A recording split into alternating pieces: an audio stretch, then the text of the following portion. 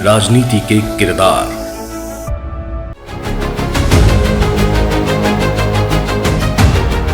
आदरणीय सीपी राधाकृष्णन जी बहुत ही उपराष्ट्रपति पद के लिए बहुत अच्छा नाम है, ये सबने माना है।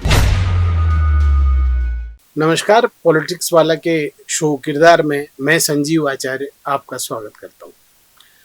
आज हम किरदार में बात करेंगे महाराष्ट्र के गवर्नर सीपी राधाकृष्णन की, इसलिए कि वो सुर्खियों में हैं क्योंकि एनडीए केंद्र में सत्तारूढ़ गठबंधन ने उनको उपराष्ट्रपति पद का प्रत्याशी घोषित किया है।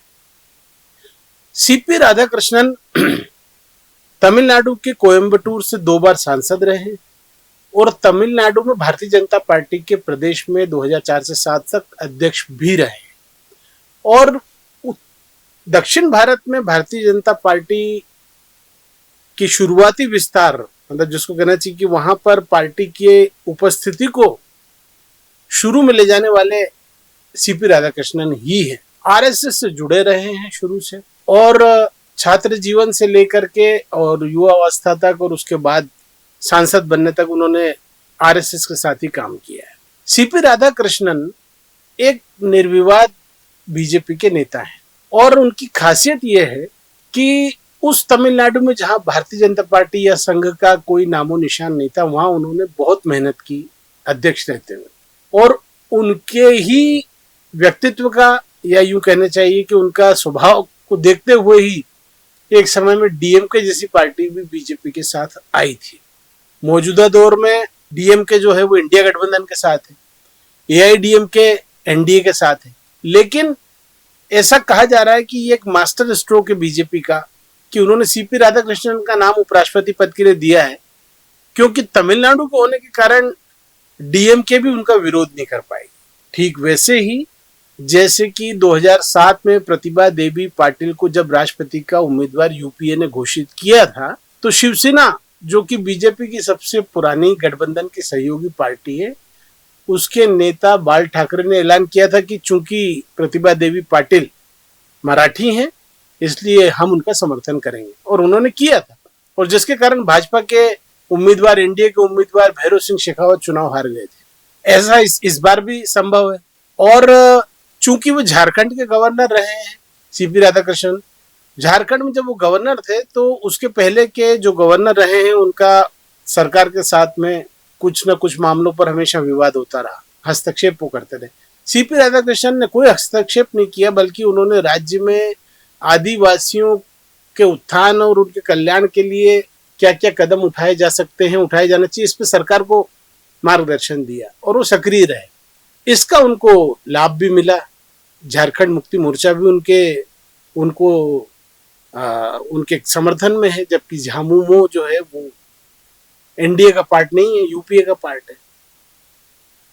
और बड़ी बात यह है कि संजय राउत जो शिवसेना के नेता हैं उन्होंने भी कहा कि सीपी राधाकृष्णन एक अच्छे व्यक्ति हैं और हम उनके खिलाफ नहीं हैं। ऐसे में ये सब चीजें इंगित करती हैं कि भाजपा ने एक बहुत सोच समझ के उनको उपराष्ट्रपति पद का उम्मीदवार घोषित किया है।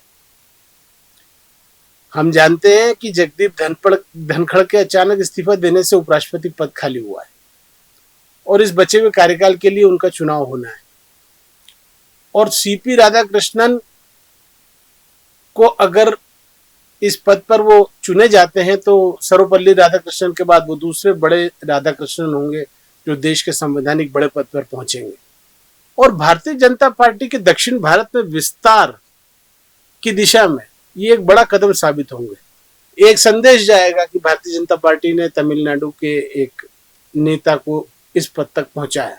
इसके पहले वेंकैया नायडू को उपराष्ट्रपति पद तक पहुंचाया था। भाजपा लगातार प्रयास कर रही है कि दक्षिण भारत में उसका विस्तार हो, उसका जनाधार बढ़े और उस दिशा में सीपी राधाकृष्णन को उपराष्ट्रपति बनाए जाना एक बड़ा कदम होगा। 21 तारीख नामांकन की आखिरी तारीख है और राजनाथ सिंह उनके कैंपेन मैनेजर बनाए गए हैं, किरण रिजिजू उनके चुनावी एजेंट हैं और इन्होंने काम शुरू भी कर दिया है। राजनाथ सिंह ने बाकायदा कांग्रेस अध्यक्ष मल्लिकार्जुन खड़गे को फोन करके और उनसे समर्थन मांगा कि आप निर्विवाद इनको निर्विरोध निर्वाचित होने में मदद करें। अब अगर ऐसा हो जाता है कि जिसकी संभावना लग भी रही है कि वो निर्विरोध निर्वाचित हो जाए।